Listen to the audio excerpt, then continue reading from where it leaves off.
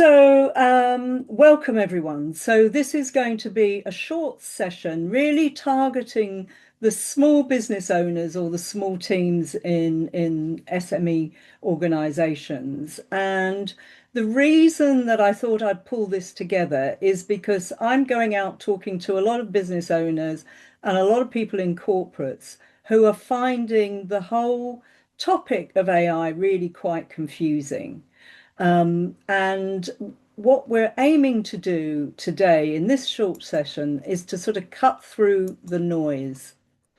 And there is a lot of noise about at the moment. So the noise and uncertainty really is stemming from the very crowded AI landscape out there.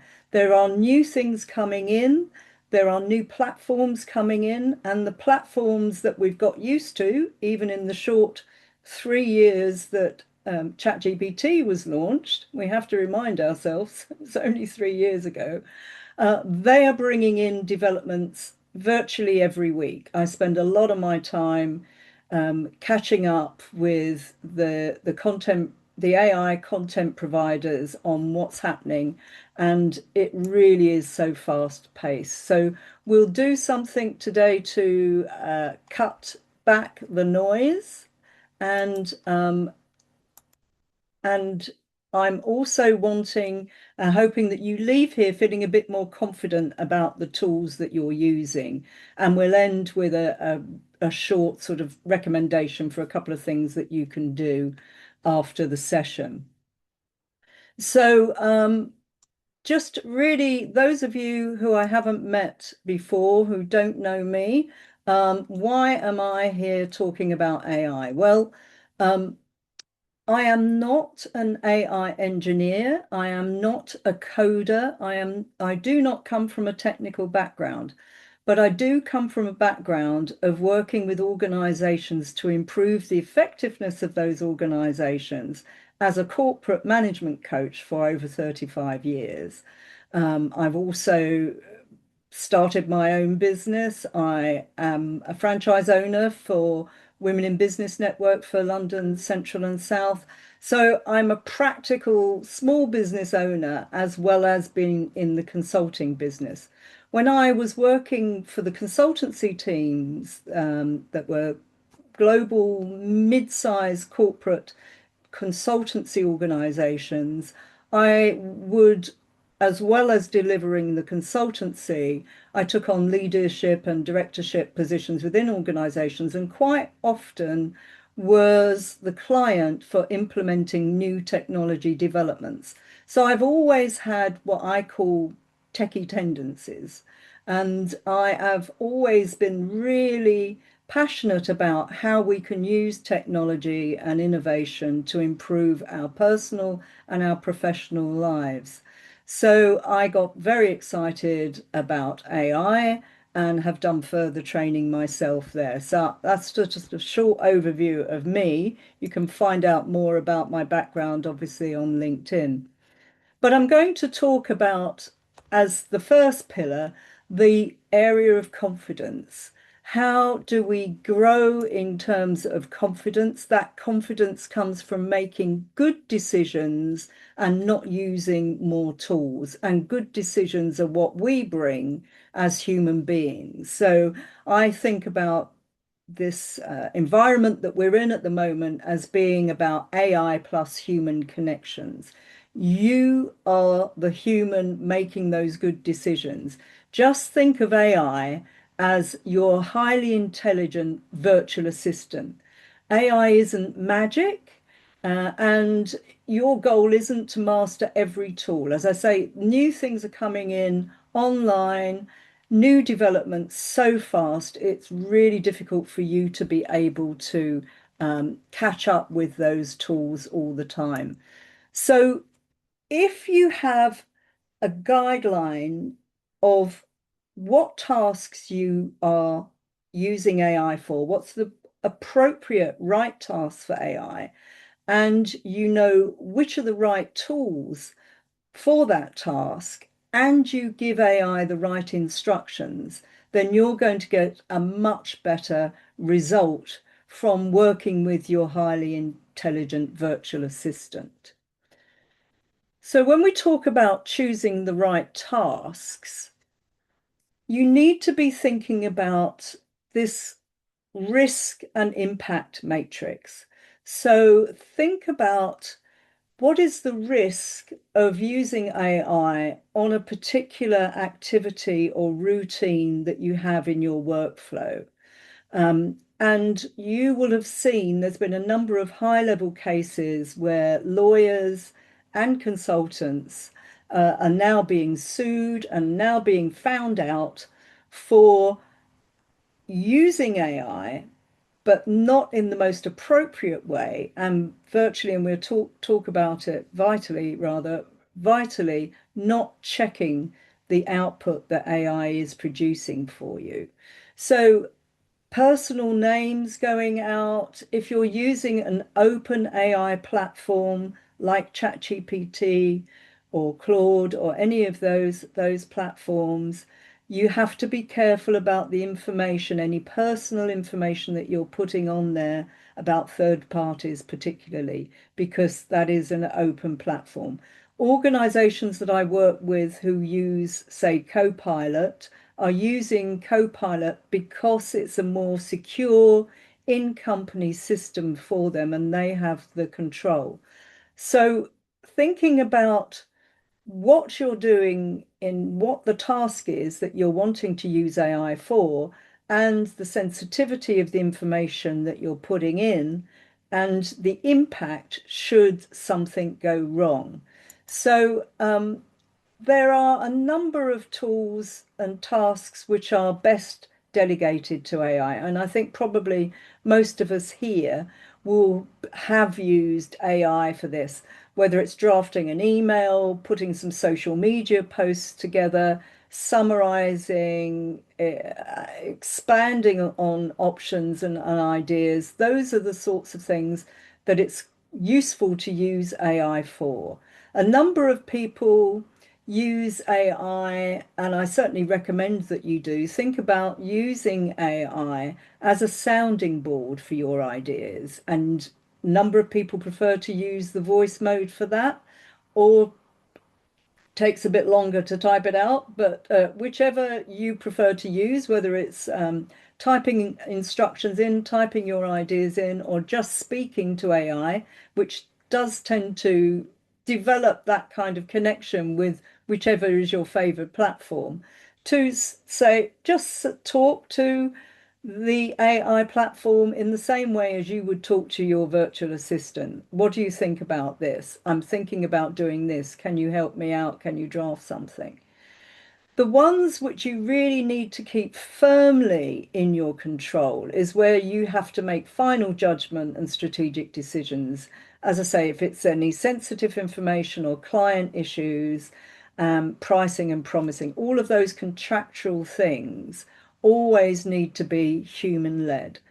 And I will give you a link shortly if you've got your phone cameras ready. If you want a very simple task sorter that helps you to sort your task into one of these four areas on the grid, then I've created this little tool. If you want to scan that, it will take you to a link where it asks you a few questions. You just need to put in the task that you're thinking about delegating to AI, and it will give you an indication of where on that grid the task will sit in terms of tools. So that then takes us to thinking about the right tools. I'm often asked which platform is best. Is it Claude? Is it Grok? Is it Gemini? Is it ChatGPT?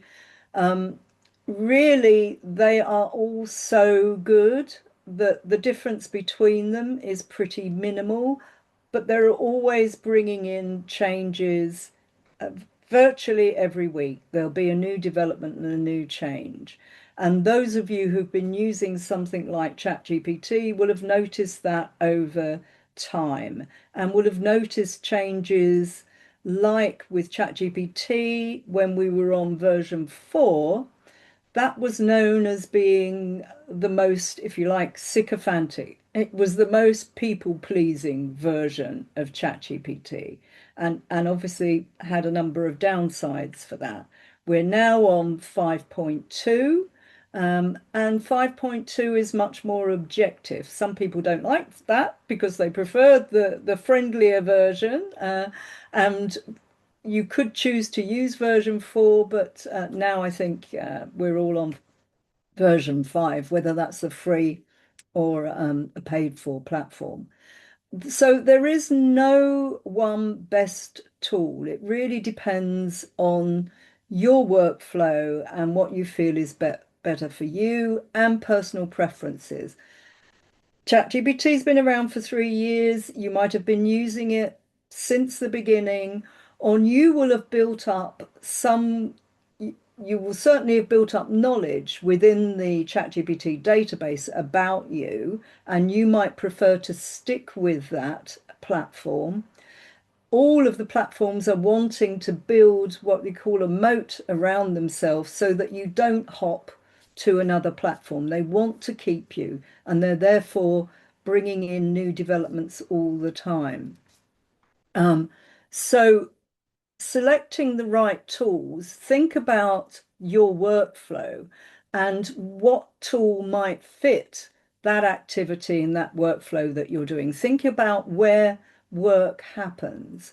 For instance, in your emails, if you spend quite a bit of time cutting and pasting an email, putting it into ChatGPT, asking for a summary, asking for a response, you might want to look at tools that can connect with your email directly. So it does that sorting and it does that drafting for you. Within Copilot, you can do that, but you can also have external agents coming in, something like Fixer, which is an email agent that I use.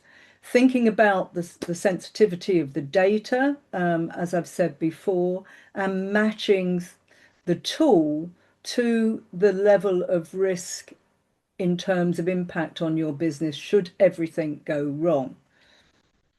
So, just a quick overview of the main tools. Now, I use all of these actually. As I say, it's about the tool fits the purpose of the job. So I will use both ChatGPT paid for, Claude paid for. I do use Gemini.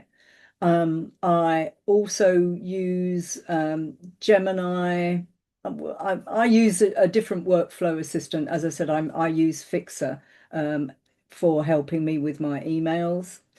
A really useful tool that not many people still aren't aware of is Notebook LM. Now, that has a very specific use, but it's really developing fast.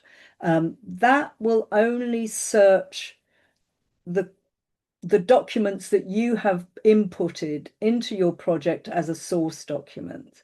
So it won't explore the wider internet. It will work on the sources that you've given it, but within those sources, it can produce a report and it can produce presentation slides. This presentation that I'm using today was produced by Notebook LM. I had to do a bit of formatting. I just put in the content and it churned out the slides. You can give it branding in the source document that it's referring to, just give it the branding instructions and it will bring it to the fore. And if you're wanting to build tools like the tool that you'll find if you took the QR code that I showed you previously, that was built on, it was actually built on Claude.io, but I also build tools similar to that, diagnostic tools, assessment tools using Lovable. And you can do a lot for that on Lovable for free. So the last third area that I wanted to talk about was the right instructions, because we used to talk about the sort of rubbish in, garbage in, garbage out years ago with technology. The same thing really applies now to AI. And you need to be clear about the instructions that you're giving every time you're using AI for a brief. I've put together a quick overview using gold, as you might see, there's an opportunity there to use the name.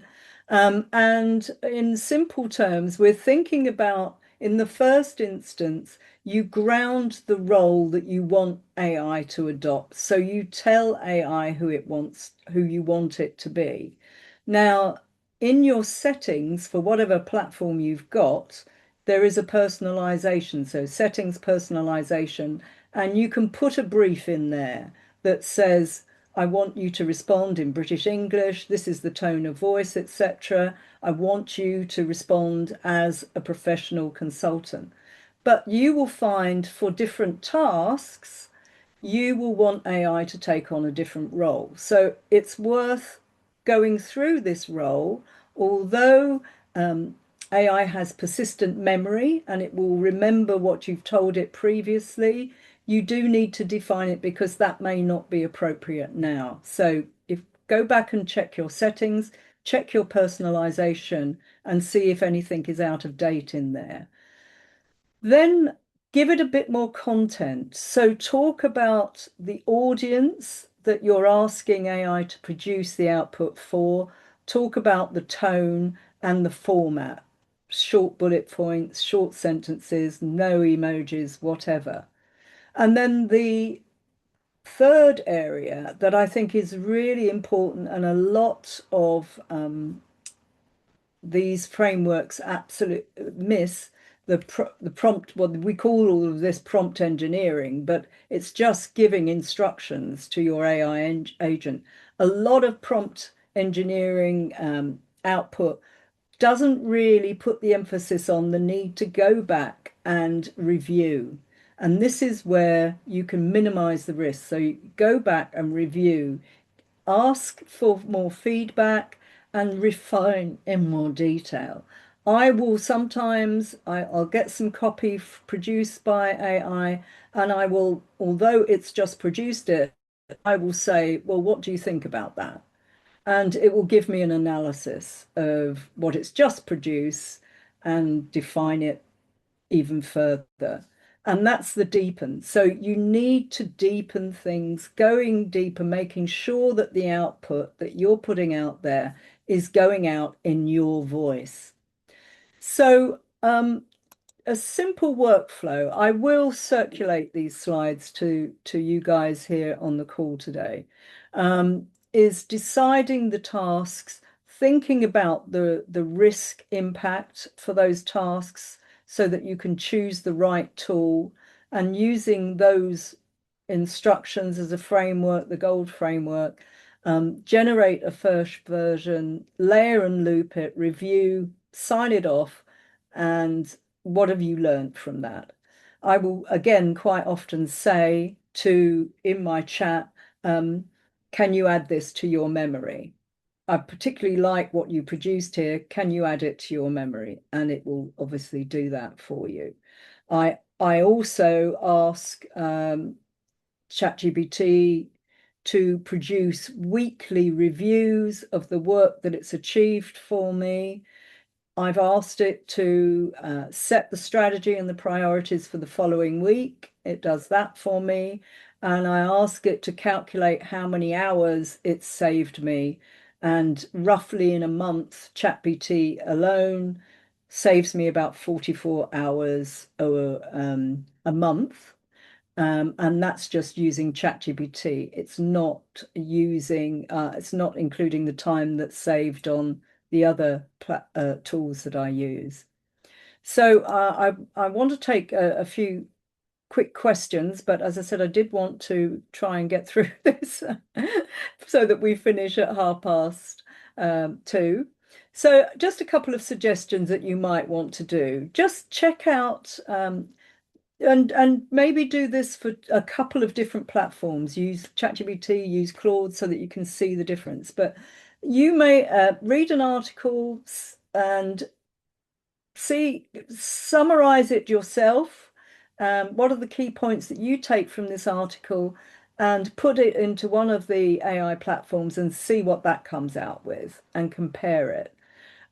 Reformatting your rough notes, ask it to do that for you.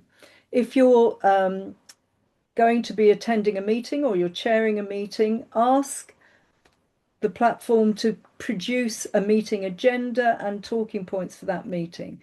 So play with it to build up your confidence in a number of different areas. But my final point is AI will never take away human judgment. And that's what we bring. And it always has to be the human element that really makes a difference to using AI in a positive way for our own business or within the team and the organization that we're working with. So if you want to explore this a bit further, if you want to have a chat a bit further, that's my book link to my booking to have a quick discovery call. I promise I will keep it brief for there. So I am going to stop sharing now and see if anyone's got any questions you want to put in the chat. Or yeah, Natasha, do come on. Can you come off it? Well, Yeah. yeah, for my posts, I try to use ChatGPT for generating images. And I don't think the algorithms like it at all because those posts have just bombed compared to real pictures or Yeah. even pictures that you can get from bought pictures or Mm. is that so that the algorithms don't like those pictures? I haven't had that feedback actually. No. I've not noticed difference. I tend to use AI generated images in all my posts now. Well, not all of them, but a Right, majority of them. okay. But I've not noticed that. So there's no Who difference you can see between not that, even no. real photos and that. Yeah, no, not really. And the ones that really make a difference if they're photos of you and you're in them, Yeah, because people will always want to see you so that they yeah, connect with you. yeah. So those are the ones that get a better response always for that. So Yeah, yeah, yeah, yeah, yeah, yeah. yeah. All Mm. right, okay. Just keep monitoring it, but you're doing the right thing in monitoring it Yeah. because you don't know till you try an alternative with that, do you? Okay, thanks. Any other quick questions? Okay, guys. Well, I'm really grateful for your time today. As I say, always on a Friday, it's busy. I will be following up and I'll send you the slide deck and a link to get a bit of information and a link to the task sorter that you can see there. Okay, so enjoy the rest of your Friday and enjoy the weekend. And do feel free to reach out if you've got any questions or to book a call. Thanks, Thanks, Elaine. That Steve. was really useful. Thank you, Ruth. Thanks a lot. Have a good weekend. Bye. All right, thanks all.